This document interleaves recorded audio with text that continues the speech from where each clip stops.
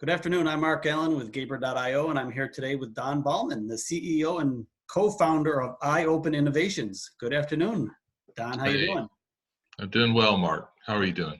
That's good. I'm doing well. Yeah, it's a pretty nice day here today in the Bay Area. And where are you located? What part of the world? We're in Texas, just north of Dallas, in a city called Allen. Ah, very nice. Close to my heart. Yes. There you go. Actually, they have a hockey team there, don't they? They do. They do. Plenty of action, so it's a lot of fun. Yeah, Yes. Yes, my favorite sport. So that's how I know about them. yeah, yeah. So, can you share a brief background of yourself and your work experience? Sure. So my work experience is about 34 years in technology and digital, working on a lot of high-profile projects. I've had my work on CNN, on the Discovery Channel, on MTV, uh, in Europe. So a lot of high-profile projects. Worked with Mayo Clinic, did project for NASA. Worked with IBM and AT&T. So a real mixed bag of great experiences and focused primarily on product development and user experience. Oh, wow, that's pretty interesting. And any products we might know about? Well, I in a previous life, I spent quite a number of years in video games. So I've got a few titles there. Worked on the original N64, Pilot Wings. I don't know if you remember that one. That's back when I was young. I remember the But N64, but not Pilot Wings. there you go. Very cool. So, what has been your experience with remote employment, both as an employer and an employee? Well, so that's interesting. We really haven't had much of an impact because a lot of stuff that we do already is remote. And Mhm. so our teams are locally here in Dallas, but we have, we communicate with teams in the Ukraine and India and pretty routinely. So really hasn't been that much of a difference for us. So you have development staff in those countries? Yeah, we have connections. In time to time, if we need something developed, we'll reach out to them. Just depends on what that is, but and really in technology and mostly software, you see a lot of trend to where you have teams, could be in Argentina, could be in Portugal. Really it's just a matter of laying out the project and getting those teams on the same page. Yeah, no, I've actually had teams reporting to me from three different continents at times. So I know you and when I know what you're talking about. Yeah. I mean, what's been your takeaway from that experience?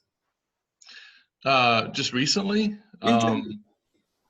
I think I think that this whole COVID-19 has really made us value our time more because Mm, having a choice to be remote and then having a situation where we have no choice but to be remote. Those mm. are two totally different things, So yeah. Yeah, no, I know it's been interesting. So what do you think is the future of remote employment, and what do you think can be done differently to make it more efficient? I think the technology is really going to take the next level, next step with this recent, uh, challenge that we've had. I think that you just like this, we're using Zoom to talk, and there's a lot of pieces I think that are going to come about by the separation to try and overcome that separation barrier. Mhm. Nothing I think is going to ultimately replace that face to face when you have to sit down and really be in the same room with people. But there are a lot more tools that Mhm. can be, for online use. So whiteboarding, I think, you're going to see a lot of more whiteboarding. You're going to see a lot more interactive interaction between like a common tool. I think Google's already taken a step towards that. So I think Mhm. we'll see a lot more of that. Yeah, and I've already actually seen a couple whiteboarding type tools and collaborative tools. I'm not quite ready to recommend any yet, but Right. it's getting there. Like one of them showed so much promise, and then my partner's laptop just rebooted, and we don't know if it was the what we were using or something else. So it's one of those Yeah. things. Yeah. Yeah. So what is the story behind iOpen Innovations? What's the product you offer? Who do you serve?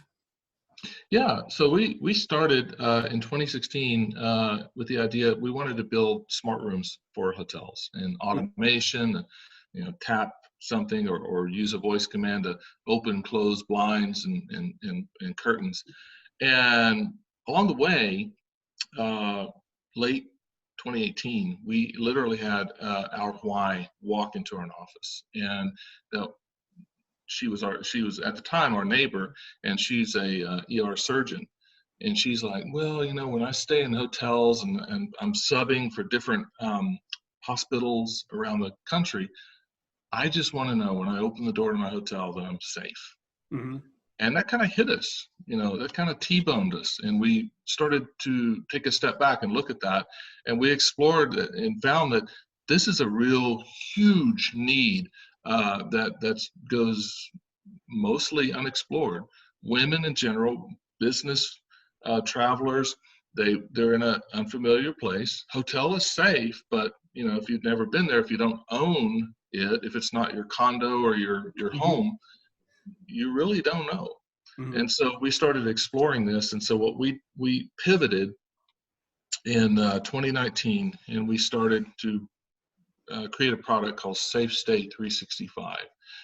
And what that product does essentially is it lets you know as a guest and also as the hotelier, it lets you know if someone is in the room.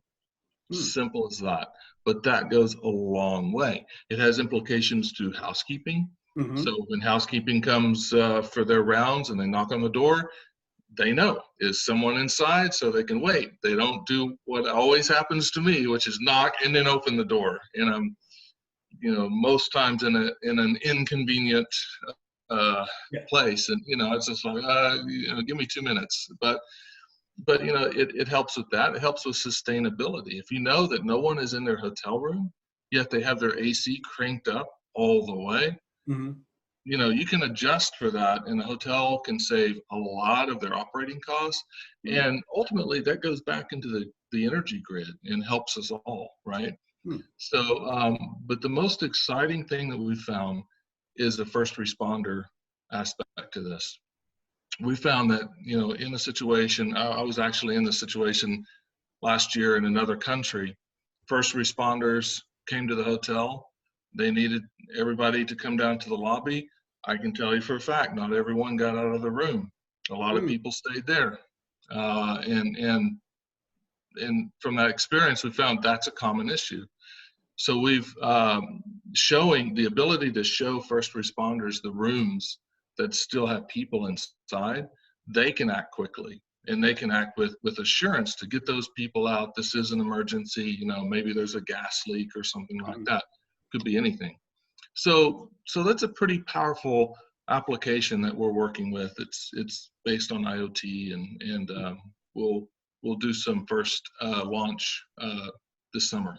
Well, very cool. And I certainly can see other applications of your technology. I mean, the most obvious place for this belongs is in the Las Vegas hotels, where, you know, people have all kinds of weird hours for housekeeping to know, right? Yeah, exactly. Yeah, I mean, because you do lose track of time in Vegas. Oh yeah, exactly. And you want to lose time in Vegas, right? You want to kind of have your vacation on cruise control and not worry about the little details. So this is meant to really just follow the path of you letting you enjoy your time, have some leisure, and not worry about the little things, and make sure, just kind of make sure everything is okay. Very cool. So how did you incorporate the idea of remote at your company? It sounds like you started that way. Yes and no. I mean, my personal experience and in my career, I've worked with remote teams since probably 2000, 2001, around 2001. And so, you know, I've always been an early adapter. First got to go with a cell phone and drop my landline. That was pretty weird, but you know. But hey, it's scary, so we're gonna try it. And sure enough, I still got phone calls and everything worked. So, but yeah, so just the nature of my career, my business, when I started this, it was pretty normal. Felt pretty normal. Yeah, yeah. It's interesting when people now, when they say they have a landline, you're kind of like, why? Right. No, that wasn't true. I know it changed quickly. Yeah. So we've talked about the ongoing pandemic, and that forced a lot of companies to go remote, you know, like on that Monday. right? That's the way it was here in the Bay Area, I know. Yeah. Did that cause any major roadblocks or challenges for iOpen innovations? Um, I think there's certainly some challenges because we are working with sensors, with IoT sensors, so there's Hmm. certainly some challenges there. I sent some sensors recently to one of my guys, and they're like, "Okay, I got my mask and my gloves, so I'm ready to, get the FedEx when it comes." But minor hiccups like that, I think again, we routinely meet. I mean, it's a startup, so Yeah. we're pretty flexible anyway. So it really didn't affect us that much. Interesting. That's cool. So, and that's good. It's good to hear that, I've talked to a lot of people, and it seems like about 50-50 that were really affected by it. Everyone a little bit, like a minor, which it Yeah. sounds like you are, because you can't think of everything, Oh, but true. yeah. And True. And it's not like you can run down to the office and just, oh, hey, let's meet over here. Because and my wife is like, hey, let's get everybody in the conference room. I'm like, we can't do that. yeah, So, oh, okay. yeah. So, And actually most of the C levels I talked to, it's more the personal things that they weren't quite ready for. It wasn't the technology. yeah, I'd say that's true. Yeah. Yeah. So there's companies like Gaper that help develop, build, and scale products, especially for startups. How important do you think this will be going forward, for startups that need to hire quality people and in a hurry? Yeah, I think our new world coming out Mhm. of this is going to be much more remote and much more flexible. We're going to have Mhm. to be flexible. I was talking to one of our advisor. He's rather an icon in hotels, Mhm. and so he says his former company, um, they had to lay off 90% of their staff. Wow.